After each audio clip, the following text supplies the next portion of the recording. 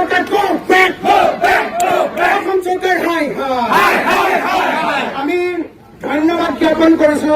এই আচলতে এগৰাকী মুৰব্বীৰ দায়িত্ব। আমাৰ প্ৰতিবাদক তেওঁ সন্মান জনাই, আমাৰ 4 ঘণ্টা প্ৰতিবাদক সন্মান জনাই তেওঁ আমাৰ ওচৰতে তেওঁ আমি ফ'ৰলেন দাবী সমিতিৰ তৰফৰ পৰা, অসম জাতীয়তাবাদী যুৱ ছাত্ৰ পৰিষদৰ তৰফৰ পৰা, কলিয়াবৰ কেন্দ্ৰীয় ছাত্ৰ সংঘৰ তৰফৰ পৰা সকলোৰে তৰফৰ ধন্যবাদ জ্ঞাপন কৰিছো। প্ৰথম ছাৰ আপুনি অহাৰ কাৰণে ধন্যবাদ। আমি মূল কথাখিনি আপোনালোকক কৈ লওঁ। আমি এই আন্দোলনখন আৰম্ভ কৰিছিলো 9:30 বজাত। আমি গোটেই বিষয় ৰাজবৰুৱা ডাঙৰীয়া আৰু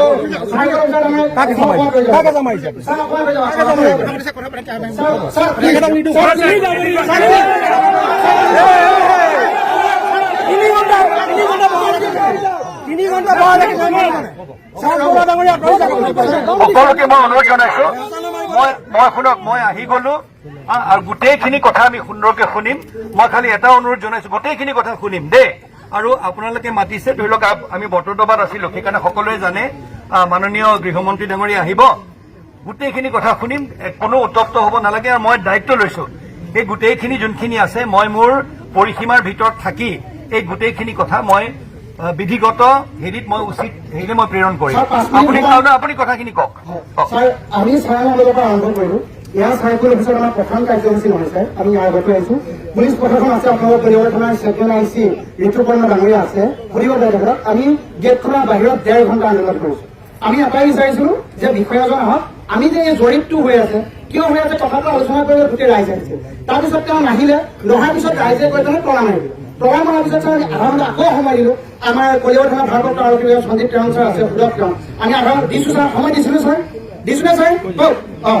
গতিকে আমি সময় দিলো, দিয়াৰ পিছত তেওঁ তাৰ পিছতো নাহিলে। তেতিয়া ছাৰ ৰাইজ ক্ষোভিত হৈ এই আমি নহলে ছাৰ এনেকুৱা কৰা আমি আজিলৈকে ছাৰ আপুনি সুধক, আজিলৈকে আমি ৰাষ্ট্ৰীয় ঘাইপথ অৱৰোধ কৰা, আমি গণতান্ত্ৰিক আন্দোলন কৰি আছো, এইটো গণতান্ত্ৰিক আন্দোলন, কিন্তু আমি ৰাষ্ট্ৰীয় ঘাইপথ অৱৰোধ কাৰণে কেৱল প্ৰশাসনৰ ভুলৰ কাৰণে। তেওঁলোক যদি তেতিয়া আহিলে হয়, আমাক যদি আশ্বাস দিলে যে এই গোটেই বিষয়টো DC অফিচৰ পৰা এনেকে হৈ আছে, এই কথাখিনি আমি সেই কথাটোকে জানিবলৈ আহিছো। কিন্তু ছাৰ আমাক বুঢ়া আঙুলি দেখুৱাৰ নিচিনা হোৱা নাই, এয়া নিজৰ গোটেই বস্তু। আৰু ছাৰ আমি এটা দাবী কৰিছো, কলিয়াবৰৰ এই সমজিলা আয়ুক্তগৰাকীক অতি শীঘ্ৰে বদলি কৰিব লাগিব। আমাৰ দাবী, ফ'ৰলেন দাবী সমিতি অসম আমি গোটেই কথা তথ্য আপোনালোকৰ ওচৰলৈ যাম, জনাম, আৰু এওঁলোক দুজনক অতি শীঘ্ৰে বদলি কৰিব লাগিব, এয়া আমাৰ দাবী। আৰু ছাৰ আৰু এটা কথা, কলিয়াবৰ প্ৰশাসনে দেখিছে মহিলাসকল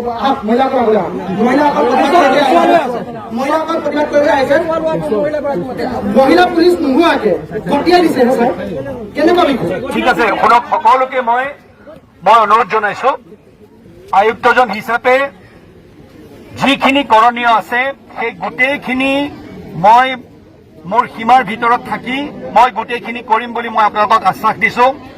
এতিয়া মই সকলোকে অনুৰোধ জনাইছো, য'ত আমি আলোচনা বিলোচনাৰ মাজেদি যিখিনি আছে, আৰু মোৰ প্ৰতি যদি আপোনালোকৰ আস্থা অলপ হলেও আছে, মই সকলোকে অনুৰোধ জনাইছো, আমি বৰ্তমান ৰাষ্ট্ৰীয় ঘাইপথ যোনভাগ আছে আমি সেইটো মুকলি কৰি দিওঁ, মেমৰেণ্ডামখন মোৰ হাতত দিয়ক, আহক আমি বহি সুন্দৰকে আমি কথা পাতিম।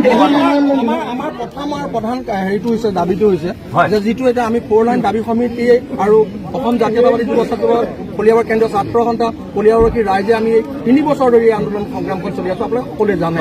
গতিকে আমাৰ মূল লক্ষ্যটো আৰু দাবীটো হৈছে যে কলিয়াবৰ তিনিআলিৰ পৰা হাটবৰ কৰিতল হৈ জখলাবন্ধাৰ মাজেদি যাব লাগে।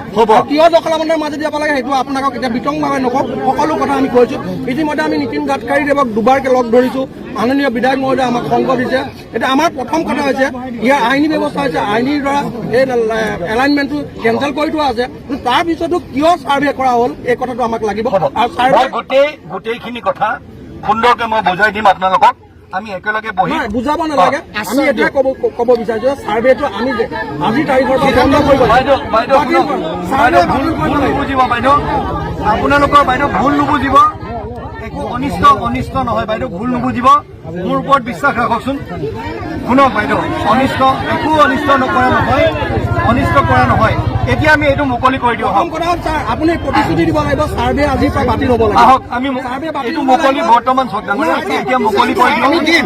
আমি আপোনাক সন্মান কৰিছো ছাৰ, আপুনি আমাৰ ইমান বক্তৃতাত ব্যস্ত, পৰহিলে গৃহমন্ত্ৰী ডাঙৰীয়া আপুনি ব্যস্ত আহিছে যে, কিন্তু ছাৰ এইবোৰ পৰিস্থিতি নহলে সেইটো নহয় ছাৰ। মই বুজি পাইছো, কিন্তু ছাৰ তাৰ বাবে আমি দুখিত। কিবা কাৰণবশতঃ তেওঁলোককো আমি তালৈ ডিউটিত মাতি লৈ গৈছিলো, সেইকাৰণে তেওঁলোক তাত আহিব নোৱাৰিলে। বৰ্তমান মই অনুৰোধ জনাইছো আহক আমি কথা পাতো চাওক বহুত বেমাৰী মানুহ আছে 2-4জন